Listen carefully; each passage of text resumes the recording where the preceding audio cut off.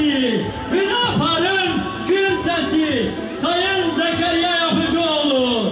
Hoş geldiniz, sefalar getirdiniz. Hüdapar, ferasetsin Hüdapar, hakkı kelam dinlersin, yükselersin Hüdapar, cesaretsin Hüdapar. Aç kalmaya razıyız ama memleketin yangın yerine dönmesine razı değiliz diyen tek lider, Hürdavan'ın hür lideri, Genel Başkanı Sayın Zekeriya Yapıcıoğlu. Hoş geldiniz, sefalar getirdiniz. Yağmuru gibi kanayan yaralara şifasın merhem gibi. Coşsun tüm gönüller, birleşsin tüm eller, aydınlıklar. Hürdavan'ın hür lideri, Genel Başkanımız Sayın Zekeriya Yapıcıoğlu şu an aramızdalar. Hoş geldiniz, sefalar getirdiniz.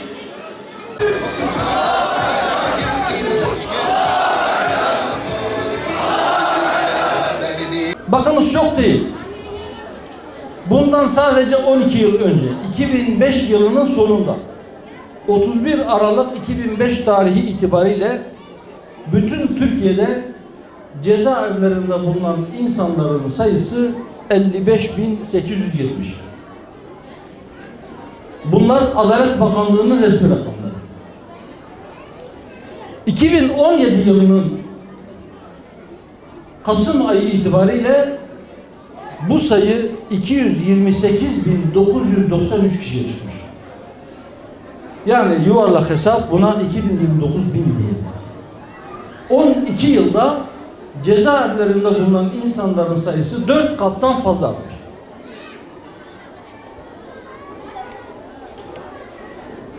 Cezaevlerindeki insanların sayısının bu kadar hızlı artmasının nedenleri üzerinde elbette çok şey söylenebilir. Fakat şu rakamları da ilave ettikten sonra belki daha sağlıklı sonuca varma konusunda bize yardımcı olabilir. Bakınız, Türkiye'de cezaevinde bulunan bu yüz binlerce insanın arasında adam öldürmeye teşebbüs veya yaralama suçundan dolayı cezaevine düşenlerin sayısı, cezaevinde bulunanların sayısı tutuklu veya hükümlü 54 bin. Yani 2005 yılında bütün suçlardan dolayı cezaevinde bulunan insanların sayısı kadar insan öldürme, yaralama veya öldürmeye teşebbüs suçu işlemiş Türkiye'de. Sadece dolandırıcılık, hırsızlık, sahtecilik, yağma ve gasp gibi mala karşı işlenen suçlardan dolayı cezaevinde bulunan insanların sayısı bunlar 2016 itibariyle 80.234 kişi. Peki sayılar bu kadar hızlı yükseliyorsa, bu kadar çok sayıda insan içeride varsa niçin biz bu duruma geldik? Malumunuz özellikle son dönemde çocuk istismarı ve benzeri suçlarla ilgili olarak hararetli bir tartışma Türkiye'de yürüyor. Cezaları arttıralım diye. Acaba insanların bu kadar pervasızca suç işlemesi gerçekten cezaların caydırıcı olmamasından mı kaynaklanıyor? Bakın size bir rakam daha. Yine Adalet Bakanlığı rakamları. 10 yıldan daha yüksek cezalarla cezalandırılmış mahkumların oranı bütün mahkumların içerisinde %45. Avrupa ortalaması %15'ti. 10 yıldan fazla ceza alanların bütün mahkumlar içerisindeki sayısı Avrupa'da %15 ortalama, Türkiye'de %45. Demek ki neymiş? Cezaların caydırıcılığının az olmasından değil. Demek ki mesele cezaların azlığı değil. Demek ki çare cezaları arttırmak değil. Memlekete, adalete olan güven kalmamış. Bu iki anlamda da doğru. Yani hak sahibi hakkına kavuşabileceğinden emin değil. Suç işleyen kişi de ceza alma korkusunu hakkıyla yaşıyor değil. Adalet kişiye göre işliyor. Yek hüküm yeterli. Kanunlar bir hukukçunun tabiriyle eşek arılarının delip geçtiği, bal arılarının takılıp kaldığı bir örümcek ağı gibi olmuş. Yani iri olanlar, yani ensesi kalın olanlar, yani dayısı olanlar, yani siyasette arkası olanlar mahkemelerde çok sefer hesap vermeden, herhangi bir ceza almadan kurtulabiliyorlar. Ya da rütbesi yüksek, sosyal mevkisi yüksek, cüzdanı kalın, banka hesabı kabarık olanlar bir dönem siyasi bazı ihtilaflardan veya rekabetlerden dolayı içeriye düşseler bile başka bir dönem onlarla ilgili onlara özel yasalar çıkıp onları dışarıya salabiliyor.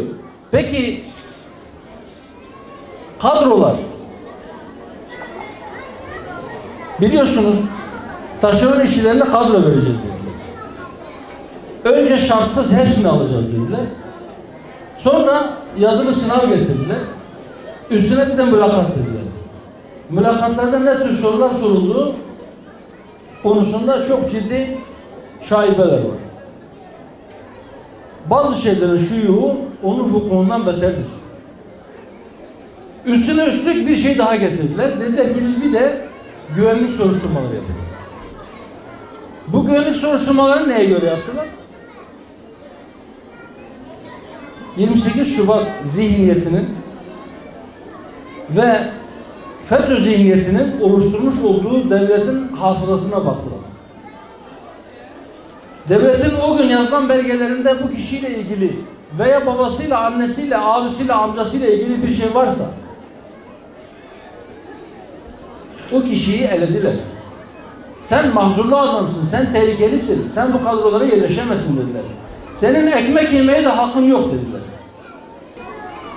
Vergi yükü eşit, adil dağılıyor mu? Şeker fabrikaları kapatılıyor, zarar ediyor diye. Birkaç 10 milyon zarardan dolayı şeker fabrikaları şu anda satılığa çıktı.